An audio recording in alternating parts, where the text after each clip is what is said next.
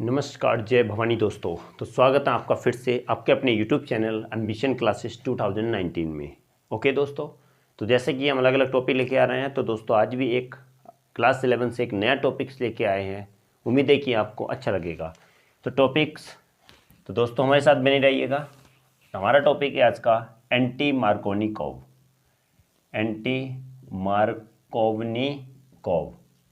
Anti Markovnikov addition, और हम कह सकते हैं खराश इफेक्ट, KHARASH, खराश इफेक्ट। और हम दूसरा भी क्या बोल सकते हैं, पैरोक्साइड इफेक्ट। पैरोक्साइड इफेक्ट, तीनों में से किसी भी नाम से इसको जाना जाता है, कुछ भी बोल सकते हैं।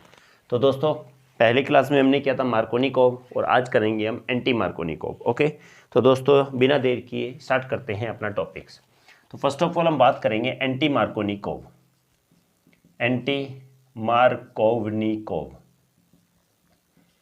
Anti Markovnikov addition. अगर हम बात करें एंटी मार्कोनिकोव एडिशन और मार्कोनिकोव में क्या डिफरेंस होता है, हमने कहा गया था कि मार्कोनिकोव में सेकेंडरी रेडिकल प्रायोरिटी दी गई थी। किसको? सेकेंडरी रेडिकल को प्रायोरिटी दी गई थी। उसमें कौन सा सेकेंडरी कंपाउंड बन रहा था? Secondary bromide. एंटी मार्कोनिकोव में क्या बनेगा? प्राइमरी कंपाउंड बनेगा, प्राइमरी ब्रोमाइड बनेगा। ओके, तो दोस्तों बिना देर के अब हम देखते हैं कि क्या होने वाला है। तो सबसे पहले हम बात करें इसका स्टेटमेंट की, तो व्हाट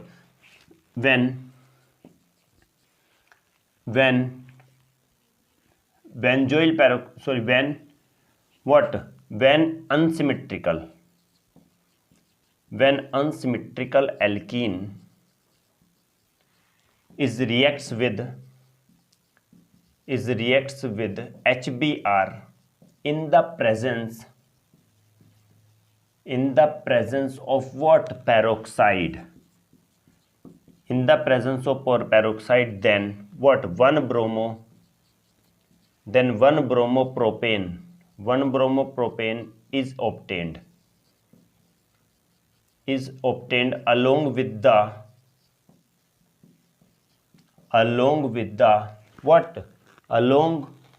the किसके साथ? what? हम इसमें नहीं भी लिख सकते हैं, इतना ठीक रहेगा। Okay, means 1 bromopropane is obtained, and this reaction is happened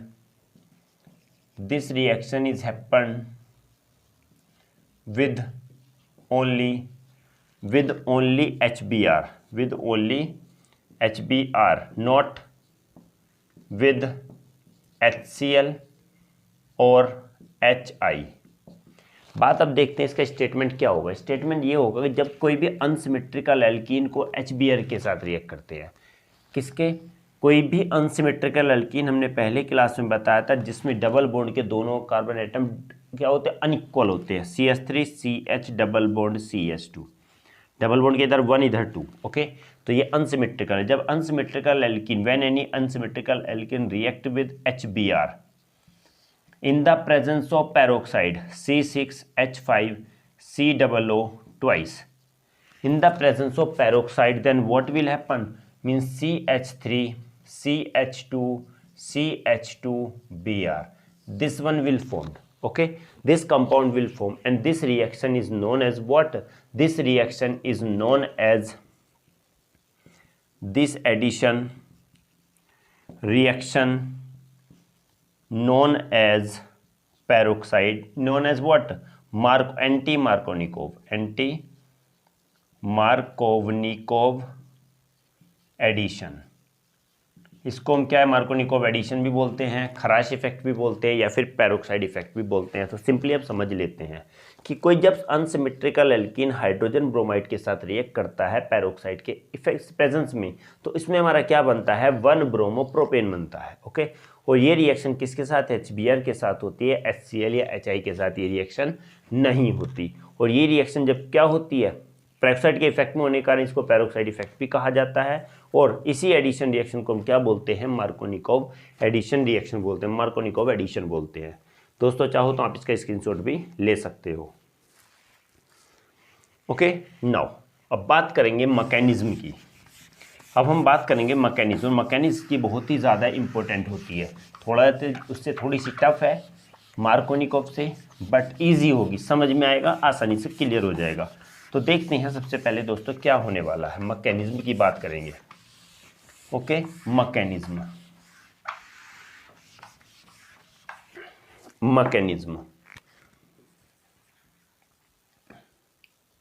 mechanism of anti-Markovnikov addition. Okay, first of all, the mechanism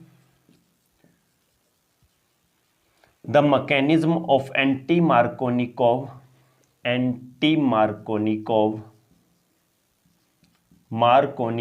addition can be explained by the free radical chain mechanism.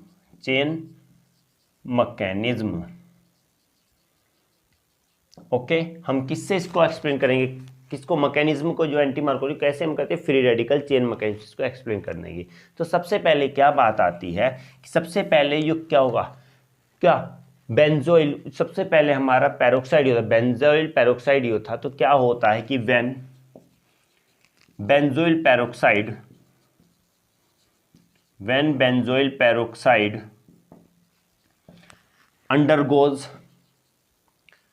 undergoes homolysis, then benzoyl free radical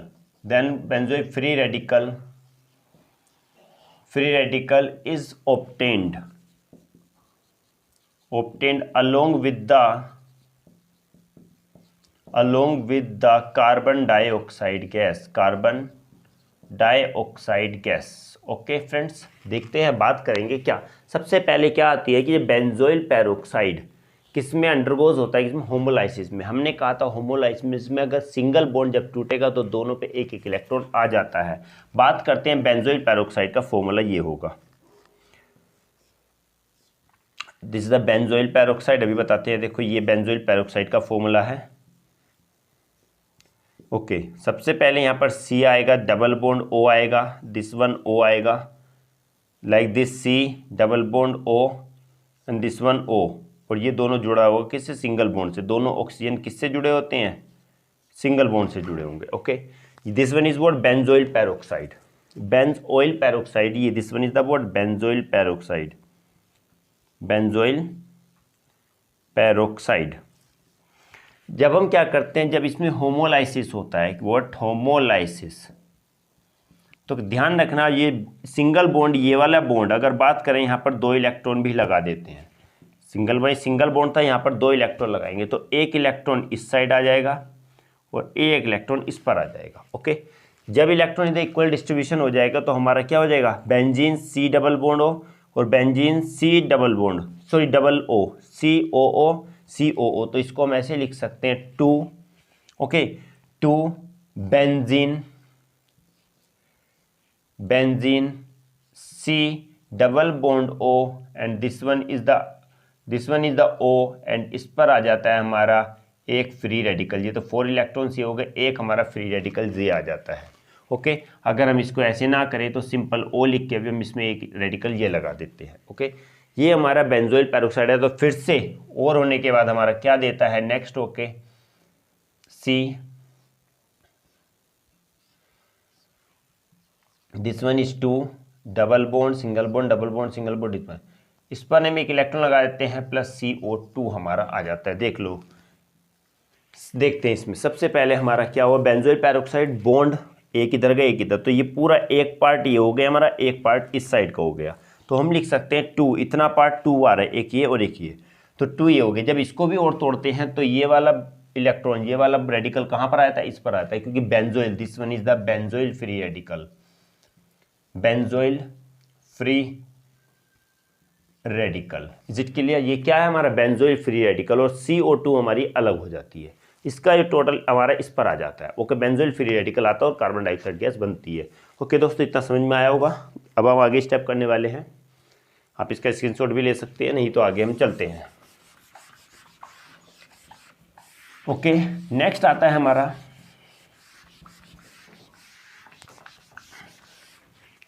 yes, now benzoyl free radical reacts with HBr, then homolysis occur on HBr and hydrogen radical attack on the benzoyl radical and form benzene and halide radical। समझो इसमें क्या कहा गया है कि अब जब ये होगा फ्री रेडिकल होगा, हमने कहा गया फ्री रेडिकल, ये लिख दिया यहाँ पर, इस टाइप से लिखेंगे इसको। तो हमारा ये फ्री रेडिकल होगा, तो फ्री रेडिकल था, इस पर हम किसके साथ, HBr के साथ रिएक्शन करेंगे। ओके, यहाँ पर किसकी, एक हाइड्रोजन एटम की कमी है, तभी हमने C दिखा रखा है। ओके, जब क्या होता है हाइड्रोजन है, तो हाइड्रोजन ये इस पर भी, इस बॉन्ड का भी क्या होगा, होमोलाइसिस होगा, इस बॉन्ड का होमोलाइसिस होगा, एक इधर पहुंच जाएगा और एक इधर पहुंच जाएगा। जब यहाँ पर आएगा फिर ये किस पर अटैक करेगा, यहाँ पर अटैक करेगा, क्योंकि जब क्या होगा यहाँ पर भी होमोलाइसिस हुआ, दो बॉन्ड, दोनों इलेक्ट्रॉन आए, एक इलेक्ट्रॉन इस पर आ गया, एक इलेक्ट्रॉन इस पर आ गया। जब ये इलेक्ट्रॉन इस पर आ गया तो ये इलेक्ट्रॉन अपना लेके यहाँ पर अटैक करेगा। तो इसको जब एक इलेक्ट्रॉन, दोनों इलेक्ट्रॉन एक ही मिल जाएगा, एक ही, दोनों शेयरिंग करके CH बना लेंगे, इसमें हमारा क्या बन जाएगा, बेंजीन बन जाएगा। क्या बन जाएगा, बेंजीन कंप्लीट हो जाएगा, और साथ में क्या बनेगा, Br रेडिकल। ओके, क्लियर हुआ इतनी बात। तो हमने कहा सबसे पहले ये हुआ, होमोलाइसिस ये बना, इसके बाद ये इसकी रिएक्शन HBr से कराई, जिसमें होमोलाइसिस होने के बाद इक्वल डिस्ट्रीब्यूशन हुआ, इक्वल डिस्ट्रीब्यूशन होने के बाद ये वाला इस पर अटैक करेगा, जिससे बेंजीन बन जाएगा और रेडिकल बन जाएगा। ओके, तो नेक्स्ट स्टेप क्या होता है, आप स्क्रीनशॉट भी ले सकते हैं इसका, ये 2 स्टेप्स आ चुके हैं।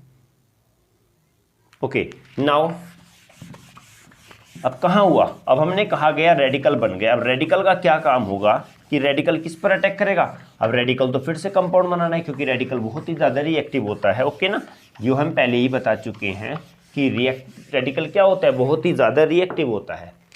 अब ये क्या करेगा, ये radical now halide radical, halide और भी कह सकते हैं bromide radical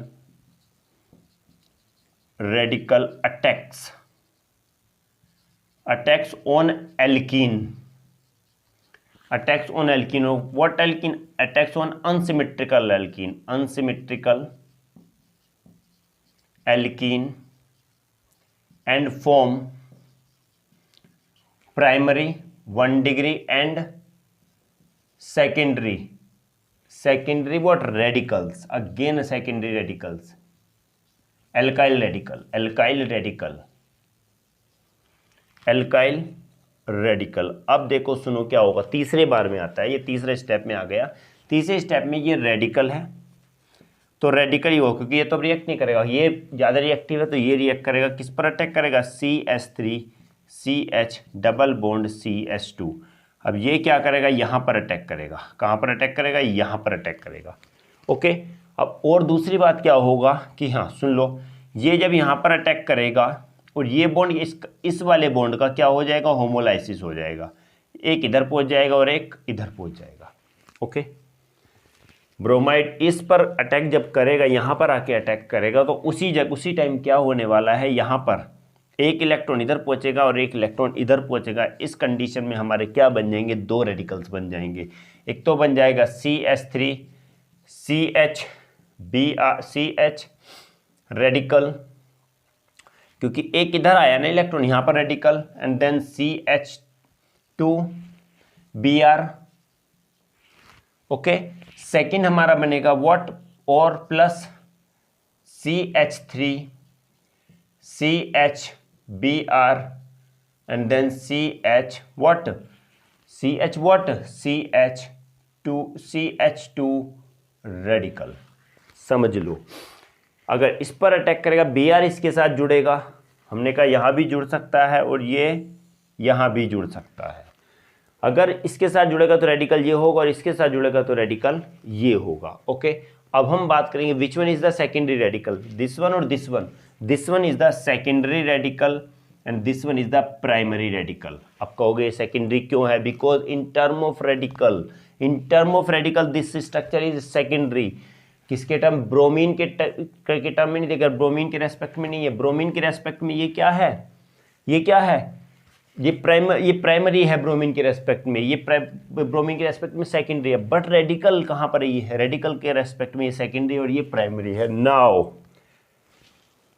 now in last what, now in last what, HB, oh sorry what, the secondary radical is more stable than primary radical,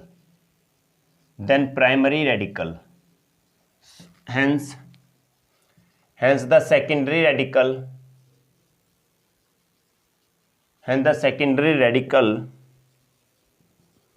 reacts with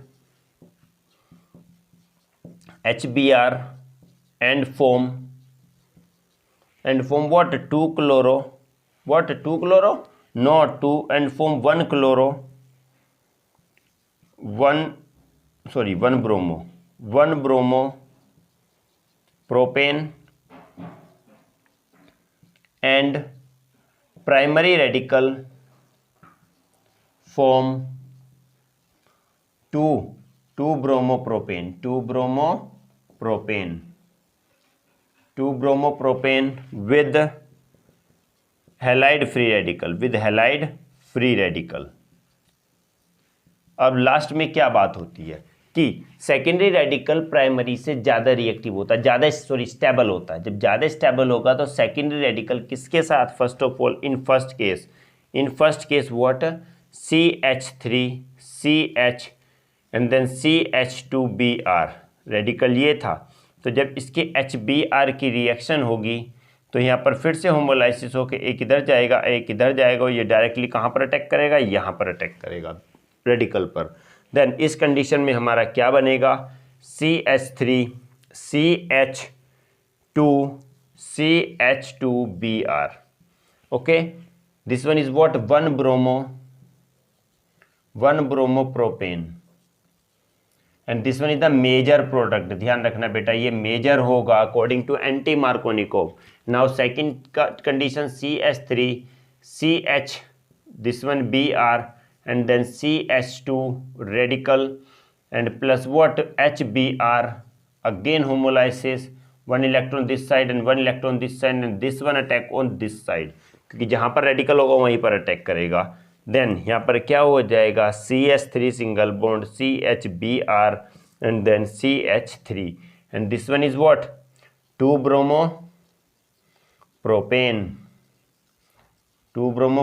this one is the what, minor product according to anti-Markovnikov।